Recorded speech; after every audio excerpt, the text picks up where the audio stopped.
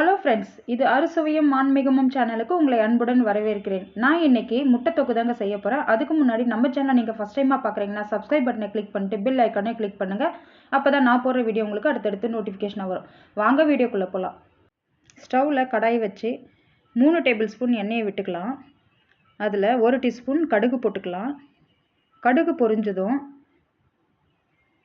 பூண்டு போட்டுக்கலாம். ஒரு 20 பூண்டு போல் போட்டுக்கலாம். வெங்காயம் ஒரு 3 வெங்காயத்தை பொடியாக கட் பண்ணி போட்டுக்கலாம். இதை நல்லா வதக்கிக்கோங்க. ஓரளவுக்கு பொன்னிறமாக ஆகிற அளவுக்கு வதங்கினா போதும். இப்போ இது கூடவே கொஞ்சம் உப்பு போட்டு வதங்கினோம்னா நல்லா சீக்கிரமாக வதங்கிட, அதுக்காக உப்பு போட்டுக்கலாம். வெங்காயம் நல்லா வதங்கணும். அப்போ தான் பேஸ்ட் மாதிரி வரும். அதனால் நல்லா கோல்டன் ப்ரௌனாக வர வரைக்கும் நம்ம வதக்கிக்கலாம். இந்த அளவுக்கு வந்தால் கூட போதும் ஓரளவுக்கு. இப்போ இந்த ஸ்டேஜில் நம்ம கருவேப்பிலை போட்டுக்கலாம். கருவேப்பிலை தேவையான அளவுக்கு போட்டுக்கலாம் கொஞ்சமாக. இது கூடவே மஞ்சத்தூள் போட்டுக்கலாம். மஞ்சத்தூள் நான் 1/2 டீஸ்பூன் போடுறேன். கூடவே நம்ம மிளகாய்த்தூளும் சேர்த்துக்கலாம். நான் ஹோம்மேடு மிளகாய்த்தூள் 2 டேபிள் ஸ்பூன் போட்டுக்கிறேன். காரத்துக்கு ஏற்ற மாதிரி நீங்கள் 3 டேபிள் ஸ்பூன் கூட போட்டுக்கலாம். நல்லா ஸ்பைஸியாக வேணுன்றவங்க தேவைக்கு ஏற்ற மாதிரி போட்டுங்க காரத்தை. பாருங்கள், வெங்காயம் நல்லா வதங்கி வந்துருச்சு. இப்போ இந்த ஸ்டேஜில் நம்ம தக்காளி போட்டுக்கலாம். தக்காளியை நான் பொடியாக கட் பண்ணியிருக்கேன். 6 தக்காளி பொடியாக கட் பண்ணி போட்டிருக்கேன். இந்த அளவுக்கு பொடியாக கட் பண்ணால் தான் நல்லா வதங்கி வரும், பேஸ்ட் மாதிரி இருக்கும்.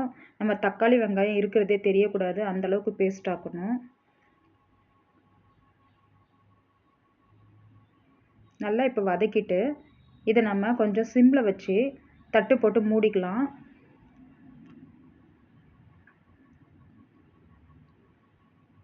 தட்டு போட்டு மூடி ஒரு 10 நிமிஷம் கழித்து நம்ம இதை எடுத்து பார்த்தோம்னா ஓரளவுக்கு வதங்கியிருக்கும். நல்லா கலரி விட்டுட்டு திரும்பவும் நம்ம மூடி வைக்கணும்.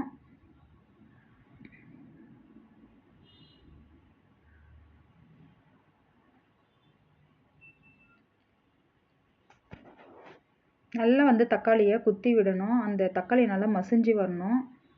அதனால் இந்த மாதிரி அப்போவோ கொஞ்சம் தக்காளிங்களை நசுக்கி விட்டுட்டு மூடி வச்சு நம்ம ஒரு 5 நிமிஷம் கழித்து நம்ம எடுத்தோம்னா நமக்கே தெரியும். ஓரளவுக்கு தக்காளி பேஸ்ட் ஆன பிறகு நம்ம முட்டையை சேர்த்துக்கலாம். இப்போ இதில் நம்ம கொஞ்சம் கருவேப்பிலை சேர்த்துக்கலாம். நல்லா இந்த ஸ்டேஜில் போட்டோம்னா நம்ம கருவேப்பிலை பச்சையாக நல்லா அழகாக இருக்கும் பார்க்குறதுக்கு. ஸ்மெல்லும் நல்லா வரும். கொத்தமல்லி தழையும் போட்டுக்கலாம். கொத்தமல்லி தழையும் நல்லா ஸ்மெல் வரும். அதனால் இந்த ஸ்டேஜில் போட்டு கலந்து விட்டுக்கலாம். இப்போ கலந்து விட்ட பிறகு நான் முட்டைகளை வேக வச்சு வச்சுருக்கேன். அந்த முட்டைகளை உள்ளே சேர்த்துக்கிறேன். நான்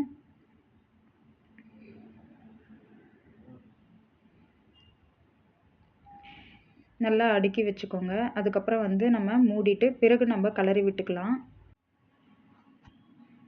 முட்டைகளை நல்லா பாதி பாதியாக கட் பண்ணி உடையாமல் இதில் சேர்த்துட்டோம்னா பார்க்கவும் நல்லாயிருக்கும், சாப்பிட்றதுக்கும் அந்த கருவோடு நல்லாயிருக்கும். கரு உடையக்கூடாது, அப்போ தான் டேஸ்டியாக இருக்கும்.